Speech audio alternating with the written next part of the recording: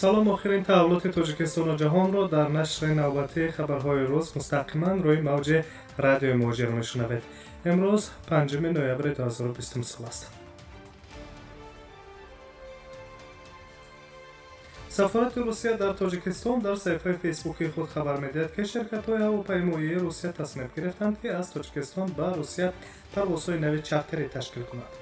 дар хабар дарҷ мегардад, ки маълум аст, дар ҳоли ҳозир мақомоти ҷумҳурӣ дархости ширкати ЮТР дар бораи парвозҳо дар хатти сайрҳои Душанбе Москва ва Хуҷанд Сургудро ҳафтаи як маротиба баррасӣ мекунанд. ғайр аз он, ширкати ҳавопаймоии Уральские авиалинии низ тасмим гирифтааст, ки бо дархости ташкили парвозҳои чартерӣ ба самтҳои гуногун муроҷиат кунад. фурӯши чиптаҳо барои ин парвозҳо инчунин тасдиқи асосҳои вуруд ба Русияро ширкати ҳавопаймоӣ анҷом медиҳад. қарор аст, ки пас аз тасвиби тасмими мазкур ҳам шаҳрвандони Русия ва ҳам шаҳрвандоне, ки барои вуруд ба Федератсияи Русия асос доранд, аз ин парвозҳо истифода баранд. ҳамин тариқ шахсоне, ки иҷозатномаи иstiqomat доранд ва қаблан Русияро дар давраи маҳдудиятҳое, ки пандемияи коронавирус тарк карда буданд, метавонанд ба қаламравии Федератсияи Русия ворид шаванд. афроде, ки вурудашон ба қаламрави Русия тибқи қарори додгоҳҳо то давраи муайян манъ аст, ҳатто агар заминаҳои расмӣ дошта бошанд ҳам наметавонанд марзи давлатии Русияро убор кунанд, гуфта мешавад дар хабар.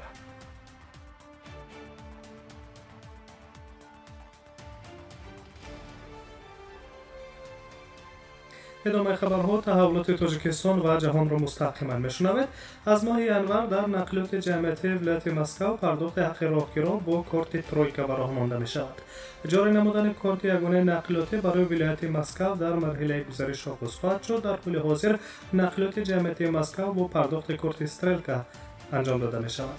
дар ин раванд чанде қабл Сергей Собянин, раиси шаҳри Москав, ва Андрей Воробьев, губернатори вилояти Москав, ба мувофиқа расиданд ва созишномаи муштарак ба имзо расониданд. тавре департаменти нақлиёти вилояти Москав хабар медиҳад, ки аз моҳи январ пардохти озмоишии нақлиёти ҷамъиятии вилояти Москав тарқи корти тройка роҳандозӣ мегардад. илова мегардад, ки дар ҳолати озмоишӣ барои системаи пардохт чиптаҳои нақлиёт барои Москав ва вилояти Москав аввал дар таҷҳизотҳои статсионарӣ дар вилояти Москав ба роҳ монда мешавад. тавре хабар дода будем, шуруъ аз моҳи январ дар Москав ва вилояти Москав корти ягонаи нақлиётӣ бароварда мешавад. ҳоло дар пойтахт корти тройка ва дар минтақаи вилояти Москав бошад корти стрелка амал мекунад.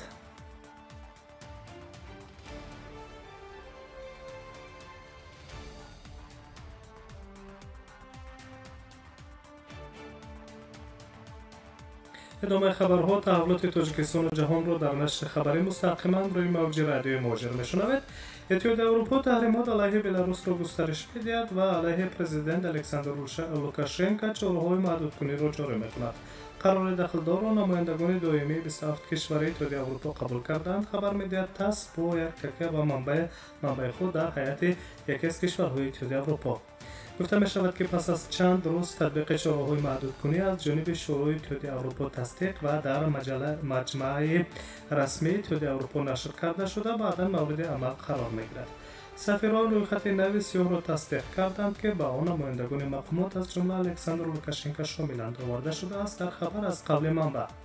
таҳримҳои қабли алайҳи Беларус рӯзи 2 октябр ҷорӣ карда шуда буданд ва ба гуфтаи Брюссел, онҳое, ки масъули тақаллуби интихобот ва нақзи ҳуқуқи инсон буданд, ба 44 мансабдори ин кишвар таъсир расонданд.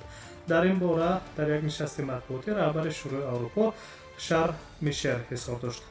дар ҳамин ҳол Александр Лукашенко бо Владимир Путин як гуфтугӯи телефонӣ анҷом дод. дар ин бора шабакаҳои расонаҳои беларусӣ хабар медиҳад. бори охир президентҳои Беларус ва Русия 7 октябр суҳбати телефонӣ анҷом доданд. он вақт онҳо масъалаи кушодани сарҳадҳои байни ду кишварро, ки бо сабаби пандемияи коронавирус баста буданд, баррасӣ намуданд.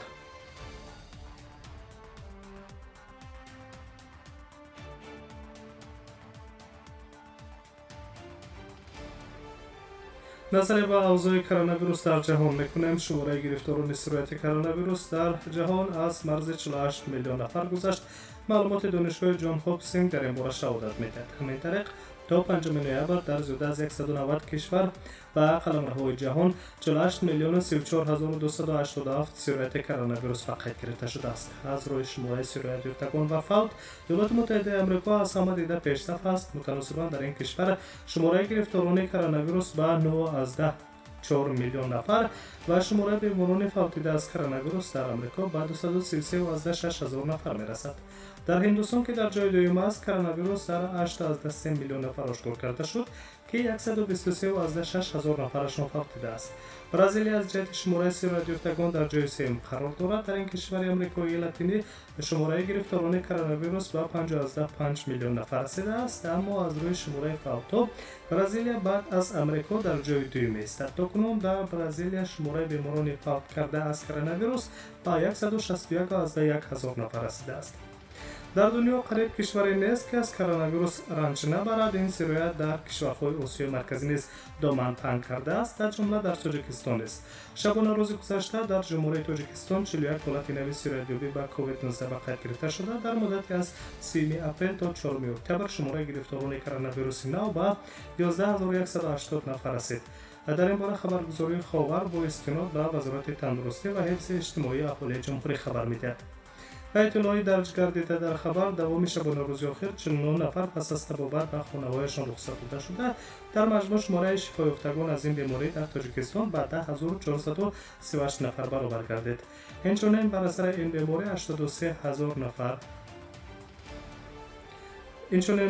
بیماری 83 نفر فوتیدند.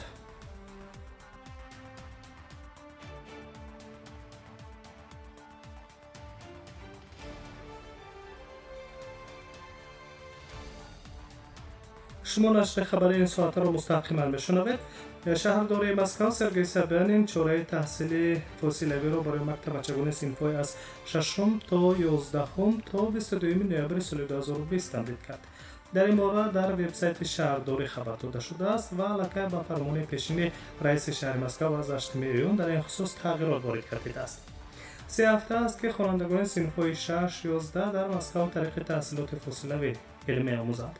در این مدت حصه گرفتاری کووید 19 در بین خوانندگان صنف‌های بالایی تقریباً 2 مراتب کاهش یافت. این معنای آن را دارد که آنها خودشان کمتر بیمار میشوند و نزدیکان خود را کمتر سرایت میکنند. شهر داده است سرگئی سابیانین. به گفته شهرداری مسکو این تدبیر و همچنین قسماً اکتفا دادن کارگران به یک مکان دوردست امکان داد 2 هفته دینامیکای افزایش بیماری ها کاهش یابد، اما در اول هفته روان وضع بدتر شدن گرفت. این را در شماره بیماران نو تشخیص شده و بستری شدن در بیمارخانه ها دیدن ممکن است. در شرایط کنونی و در پس منظر آن چیزی که در اطراف ما و بیرون از آن روی داده ایستاده است، معلوم است که بی‌پروا بودن کار خطاست، گفته است سرگئی سابیانین.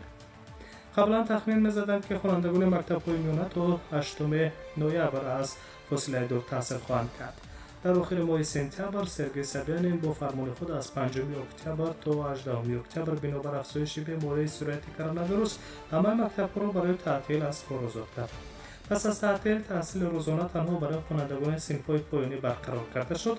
روز 14 اکتبر رئیس شهر مسکو تصمیم گرفت که خوانندگان صنف‌های 6 تا 11 تا 1 نوامبر از فاصله دور تحصیل کنند. بعدا این چاره پیشگیری از 8 نوامبر تمدید کرده شد، اما حالا باشد به یک قرار دیگری خود شهرداری مسکو تحصیل فاصله‌ای خوانندگان صنف‌های از 6 تا 11 تا 22 نوامبر سال روان تمدید کرد.